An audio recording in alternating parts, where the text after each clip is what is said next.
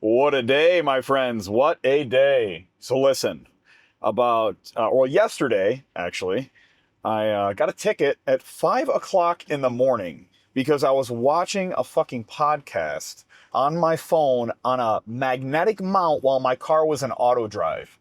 And, it's the audacity of this motherfucking cop to give me a ticket when I was in fucking auto drive and a video was playing on my phone. I don't know. Anyway, I'm not going to sit here and bitch and moan because this is a fucking first world problem. But anyway, today I go out to my car and there is a screw in one of my tires. Brand new tires. We just bought like not even a month and a half ago. And there was a screw in it. And I was like, well, there goes my plans for the day. I was supposed to go over to Fashion Square and go over there and do some administrative stuff just to connect with the team. And it appears that I would not be doing that because I had to go get my tire patched. So it's all good to go now. No issues left. But what a weird last couple of days. What a weird last couple of days. I'm like, what's going to happen tomorrow? I don't want to jinx anything, but there's been two situations now that have happened while driving my car. It seems like, I don't know, there's like something going on in the world right now. Stars are aligning and they're taking a shit on good old your boy Gino here. So now I'm finally going to the gym. Now that we got all these tires fixed and replaced. I think they were nice enough to wipe my dirty ass screen too. My screen had all these like fingerprints all over them and it looks like they wiped it. It smells like Armor All in here. So they were nice enough to do that. Yeah. That's what's going on in my life. So now I'm heading to the gym and I'm going to go train some chest and maybe some shoulders. Maybe I'll do a little bit triceps in there. I'm not really quite sure.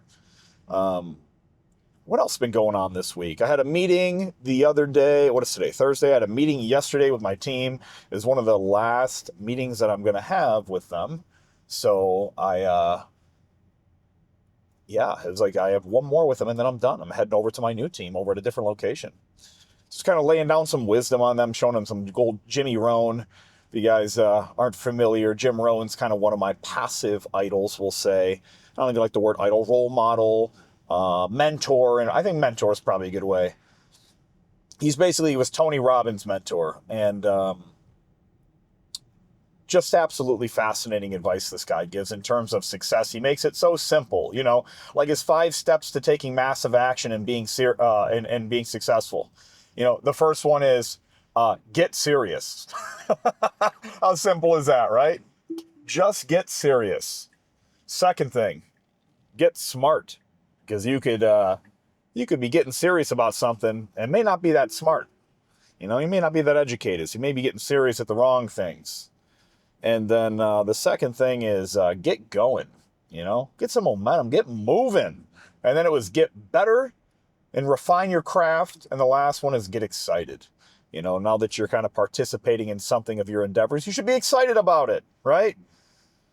When I was talking to my team, I said, how many of you like to wake up in the morning? I sit out of bed military style, right when the second my alarm goes off. I'm excited to start my day. I like my breakfast. I like my clients. I like what I do for work. It's enjoyable. So if you don't enjoy your day, that's probably a problem. If you're having a hard time getting out of bed, you could say you're depressed. You can use every excuse under the book. You're tired. But maybe you just don't want to start your day. Have you ever found something that you enjoy so much that you've actually prevented yourself from sleeping so you could participate in the activity longer? It's kind of like that, but the inverse, right? You should be excited to get out of bed. You should be excited to go to bed at night just so you can get up and start your day all over again. And if you're missing that element of your life, you certainly better find it because it definitely makes life more enjoyable. I mean, we're only here for a short time in this existence. And I think if you're not doing something that you truly enjoy, or if you're not looking forward to your day, I certainly think that you need to fix that. Because what the hell is life about if you can't have some fun doing it? Am I right? Speaking of which, going to start chugging my pre-workout here now. Again, 2 scoops of pre-workout. I have about 5 grams of creatine and I think a tiny bit of hydration powder in there, just to get things moving for me. I've already had 2 meals, and I've had a whole bunch of carbs. Oh, fuck, I forgot to drink one of my shakes. So I got some fuel in me, ready to hit the gym. I'm about 5 minutes out, so I'll see you when I get there. So what is a dip for? You know, a lot of people say, I get it in my triceps, I get it in my shoulders, is it a chest exercise? You know, what is it predominantly for? And that's a great question. I mean, the answer is all the above, right? Truly, it hits all of those muscles that we just spoke to. However, when you want to prioritize it to one part, you know, whether you're using it for tricep or whether you're using it mainly for your chest, largely depends on your position. And when I'm doing anything that's chest focused for a dip, what I'm trying to keep in mind is like the depression motion. So when I'm elevating my shoulders and I'm coming down, because that's going to be the main element of my chest that I'm actually trying to train with that movement. So we think about a very small muscle in your chest here called your pec minor.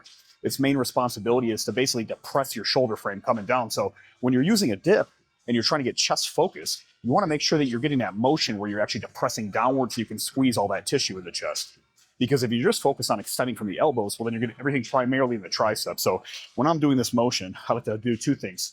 Keep all the weight in the palm of my hand so that my wrist isn't getting flexed back excessively. So that way I have more stability and I have a better platform to push off of. But another thing I'm also doing is making sure I'm getting a slight leaning forward and I'm pinching my shoulder blades when I come up.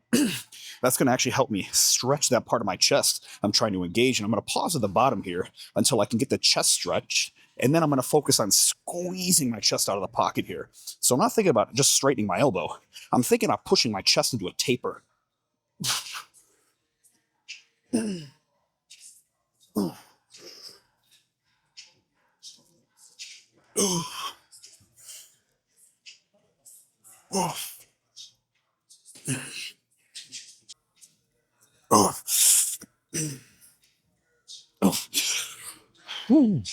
So what's the benefit? What's the benefit of doing dipping motions opposed to other chest exercises? Because I always tell people if there's one chest exercise I have to choose above all others, it's probably going to be dips.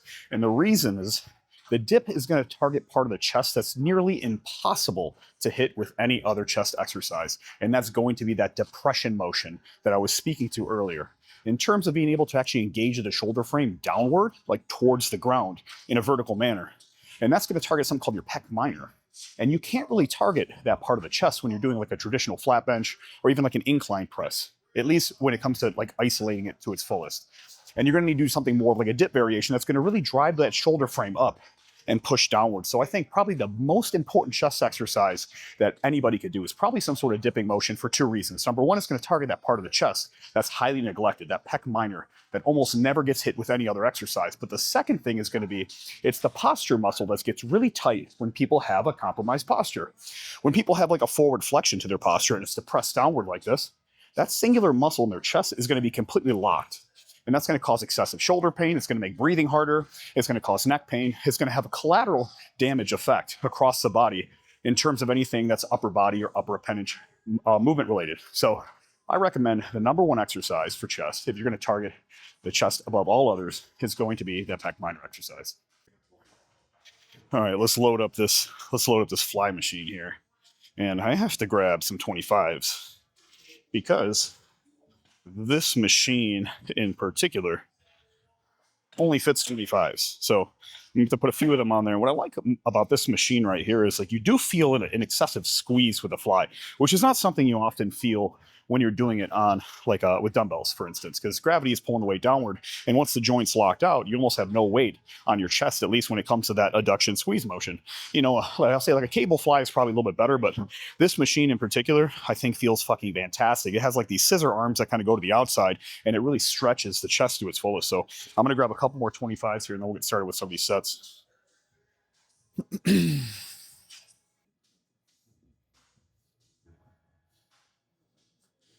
All right. The Big Daddy fly. Let's see where we're positioned here.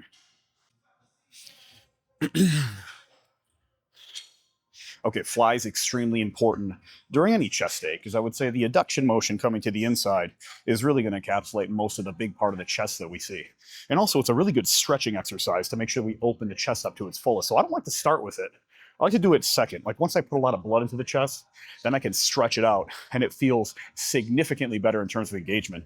But the problem that you experience with a fly when you're using dumbbells is it's good. It's easy to feel the stretch at the bottom, but it's really hard to feel the squeeze at the top once the joints lock out, because when your arms come straight and you're using dumbbells with a fly, the muscles that are being targeted tend to shift, right? You have the joint locked out in the elbows, it's straight above, it's kind of jamming your arm back into the socket. And as a result of that, it makes isolation on the chest for the squeeze very difficult. So I tend to use a machine for that sort of movement when I'm really trying to get an isolated squeeze in the chest for a fly. So whether that be on like a pec deck machine, or if you have one of these, fancy schmancy pieces of equipment right here, that is like a incline leaning back chest fly. So we're gonna hit a few sets of this.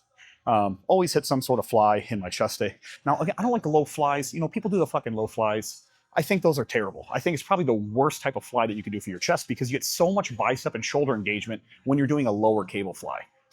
I should think it's probably retarded and unnecessary. So when it comes to the chest, if you understand the way it functions, that scooping motion from the bottom range, whether you're doing it with a cable or even if you're doing it with a dumbbell, it's just completely irrelevant. So do not do that. So listen to me, okay? One piece of advice: do not do low flies with chest. It is probably one of the least beneficial exercises in terms of isolating your chest. You're gonna get so much bicep engagement, so much front shoulder engagement, so much even trap engagement sometimes coming through that range, that you're gonna almost eliminate the isolation in the chest. So if you're doing flies, keep it horizontal. Maybe incline flies, but still I don't think it really isolates the chest that much more than a flat fly does. So flat flies, or have some sort of machine, preferably when it comes to something cable driven, or if you have one of these fancy machines just like this. So let's hit a couple sets here. Oh, fuck. And squeeze like it owes you money.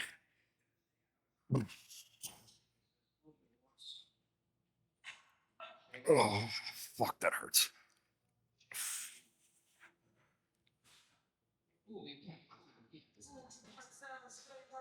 Oh.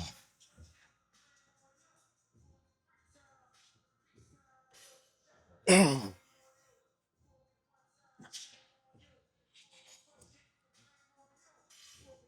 Oh.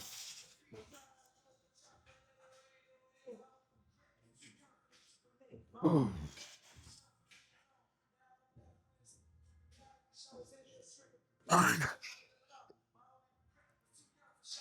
Oh, fuck.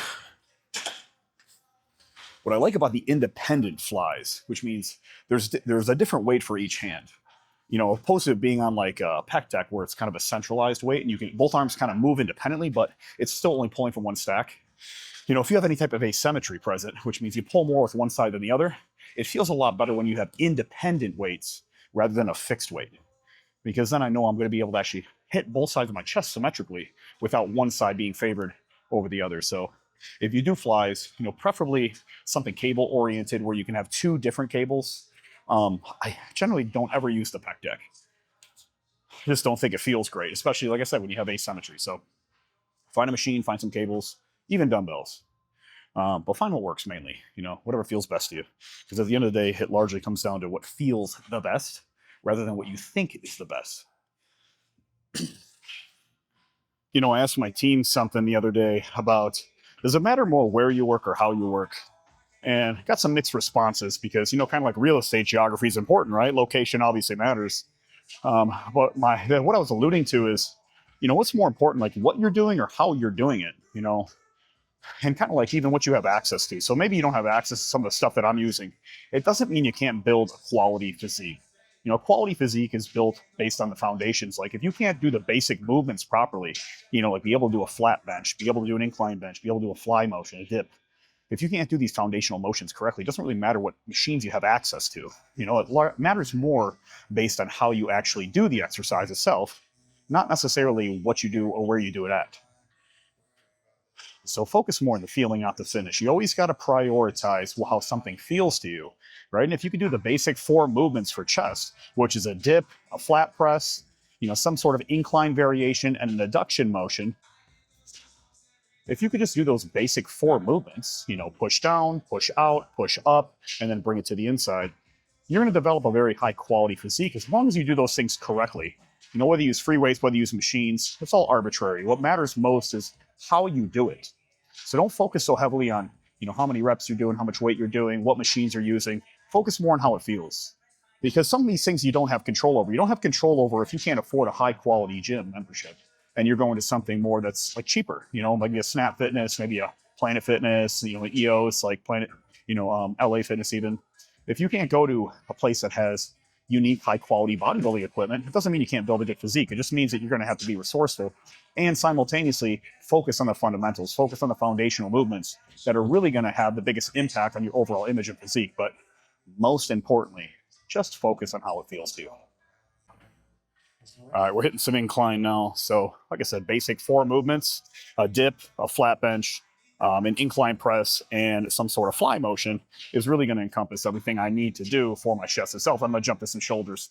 And I like to pair those two together because they have a lot of synergy. I want you to think about every movement that you're doing with some sort of press is going to, in some way, shape, or form, involve the shoulders and the triceps.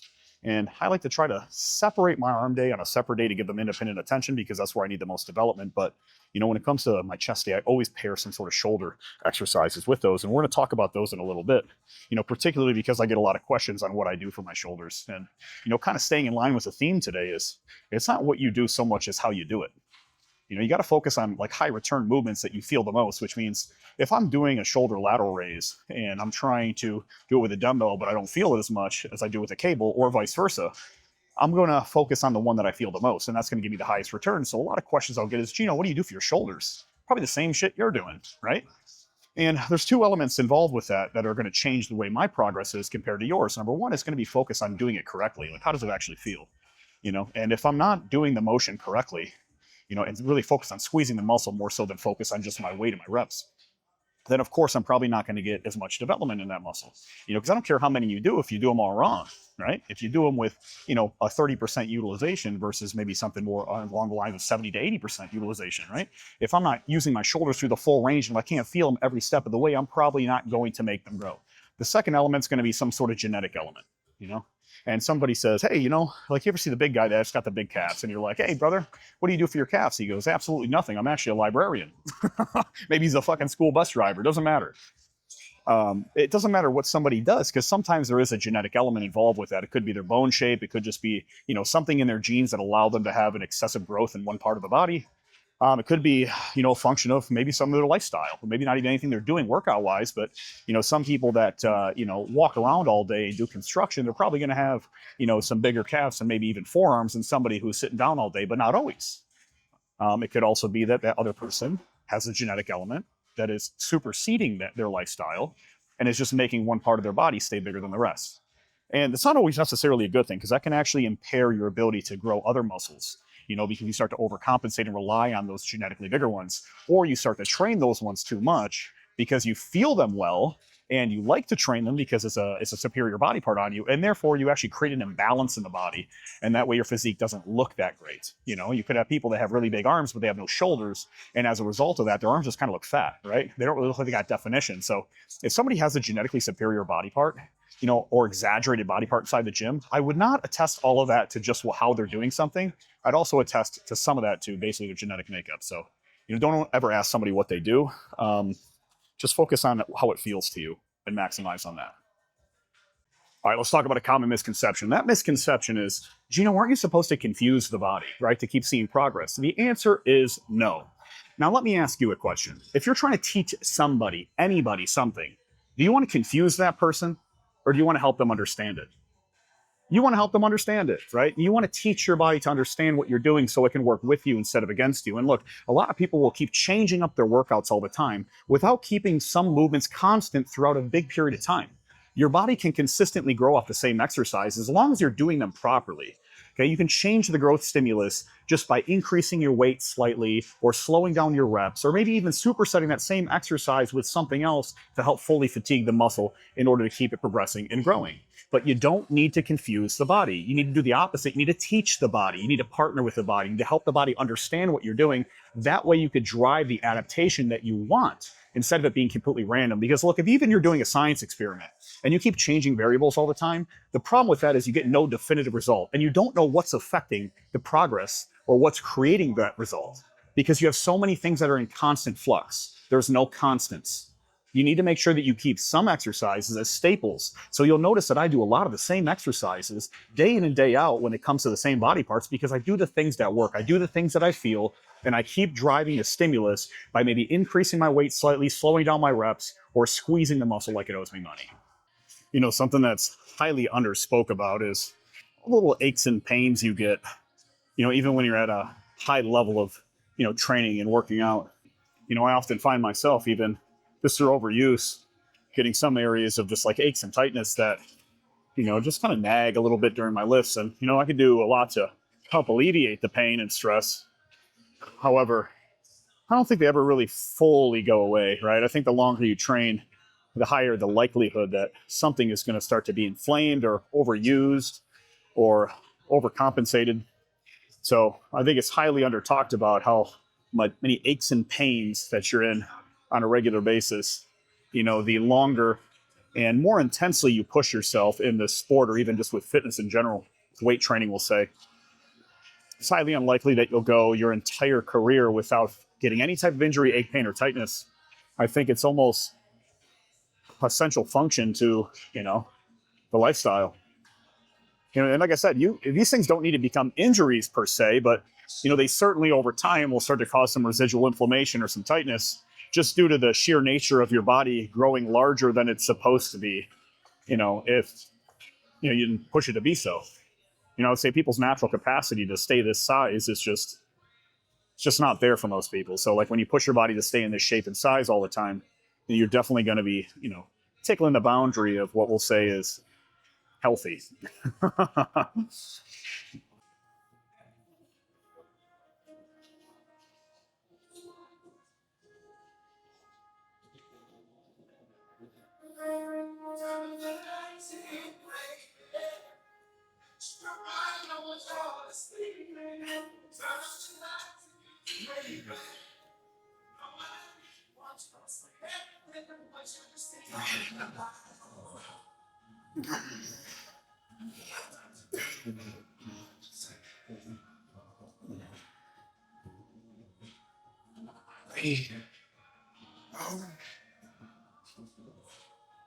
I'm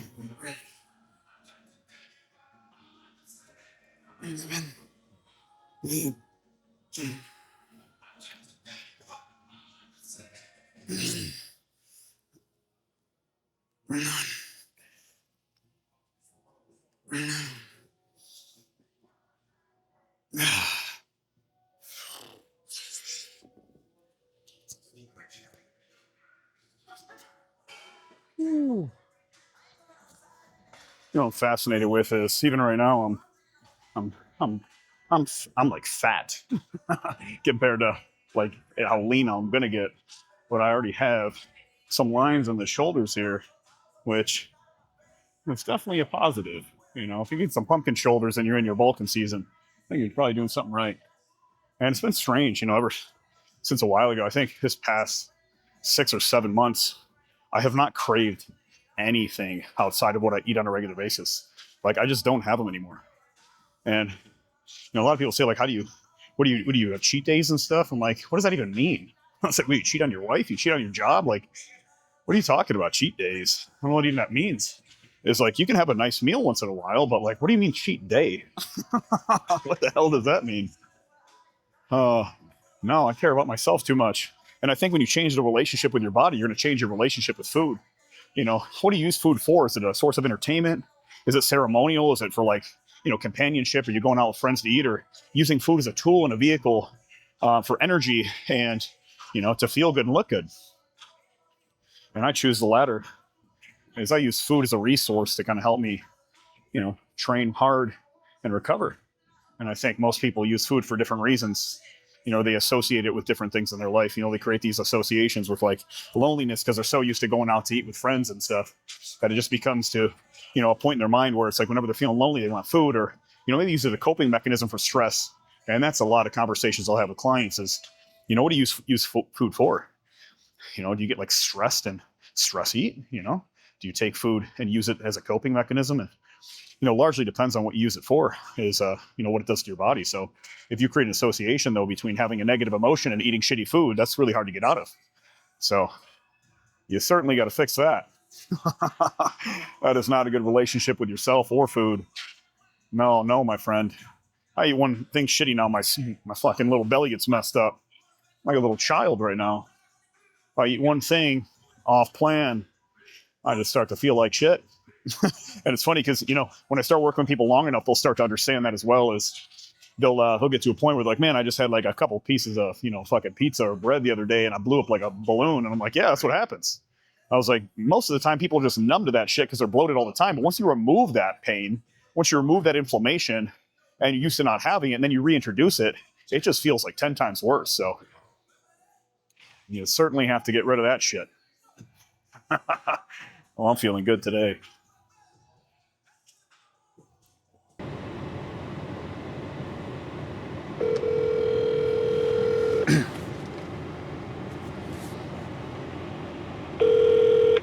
Thanks for calling A1 Garage Door Service. Calls are recorded for quality and training purposes. How can I help you today?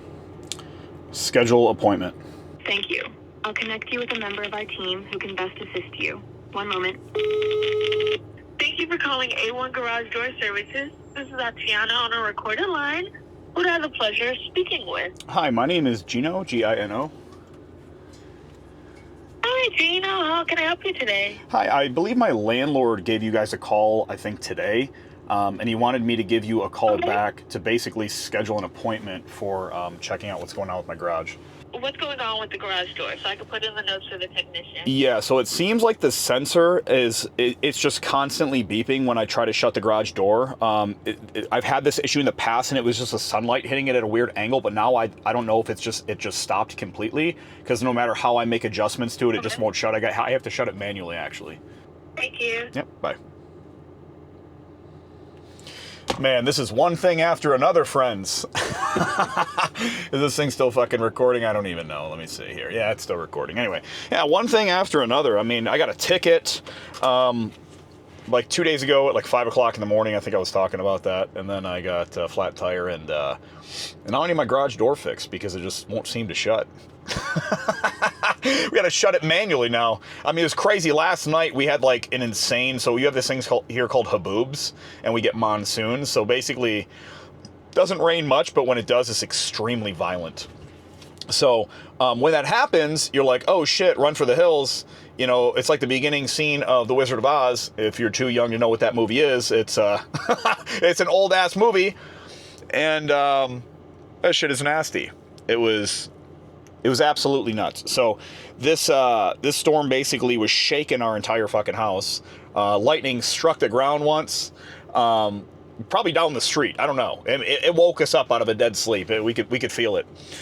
And yeah, so I had to shut the garage door because I was afraid it was going to damage one of our vehicles. And so I went out there, shut it manually last night, and I'm like, you know what? Enough's enough of this shit. I did this for a couple of days now, and I'm just tired of neglecting this. I need to get this fixed. So we got that taken care of. I just got a call there. My landlord will be taking care of that.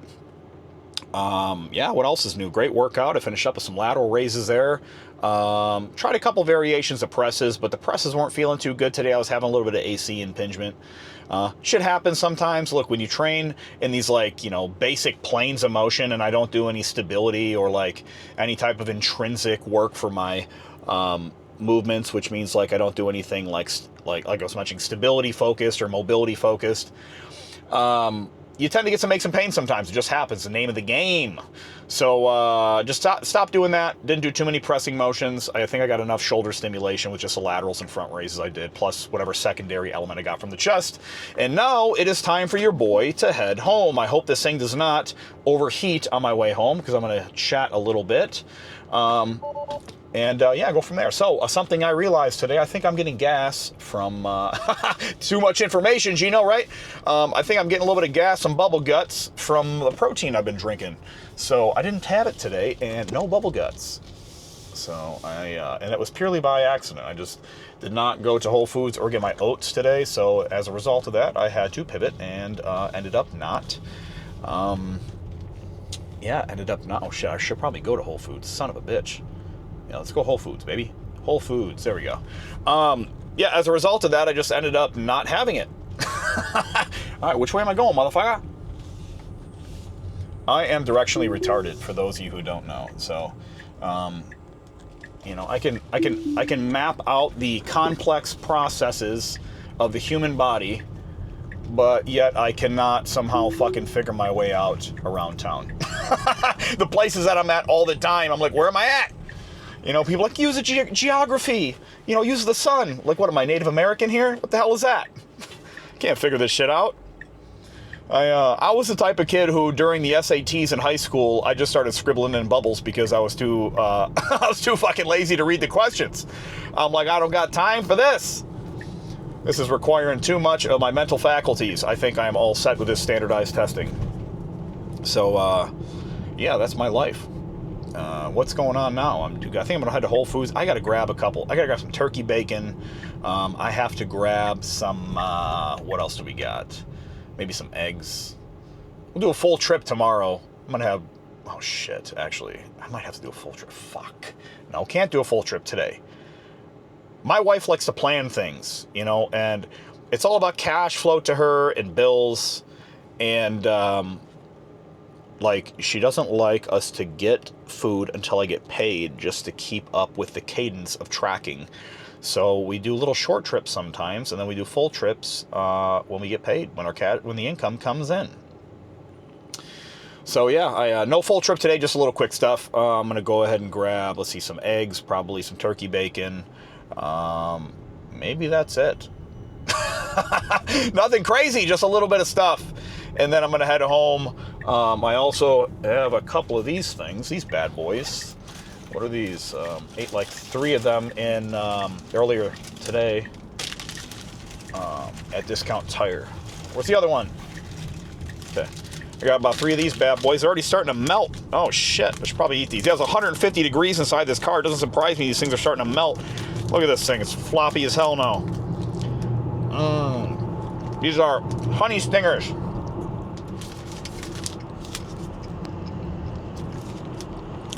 Energy waffles. Organic, gluten-free, delicious. Nice, let me snack on these motherfuckers. Head to Whole Foods. And then, that's that, boys and girls. I hope you enjoyed my rants today. I felt very good. You know, it's crazy. I had no bubble guts today, which means no inflammation in the stomach. No inflammation in the stomach means no systemic inflammation getting taken into circulation, going to all parts and tissues of the body, probably hitting my brain, making me feel a little bit of down in the dumps.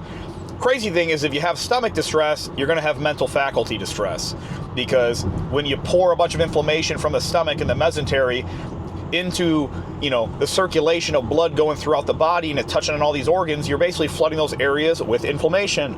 And psychiatric and mental disease is literally inflammation of the brain. So if you throw inflammation in the brain from the foods that you're eating, it can make you feel depressed and shit and anxious. And that's what was happening with me. I was feeling all down in the dumps. And I'm feeling great today. I'm feeling more like myself. You know, most of the time I'm not withdrawn at all. I'm not usually the person that's annoying and doesn't shut the fuck up. Past couple of days though, I've been down in the dumps. So now that we got that fixed, I'm gonna finish these waffles and probably come off the whey protein. I'm thinking I'm probably just gonna have 2 egg burritos. Probably start my day with beef. Yeah, but there you go. 3 o'clock, 4 o'clock in the morning, slamming some beef down my gullet. That is what a true man does, right there. Probably do that. Move some stuff around, get rid of this inflammation I've been letting stick around for way too long. And yeah, that's that. So cheers, friends. I'm gonna go to Whole Foods, grab some shit. And thanks for watching. You know, like I said, thanks for watching all my rants today. I hope I didn't grind anybody's gears too much. Hope you learned something. Hope you enjoyed yourself. And I think I'm behind Garth Brooks right now. This this fucking license plate says Garth 2. Unless there's a crazy fan. I don't know. All right, that's it. Enough ranting. See you later. See you on the next one. Blah.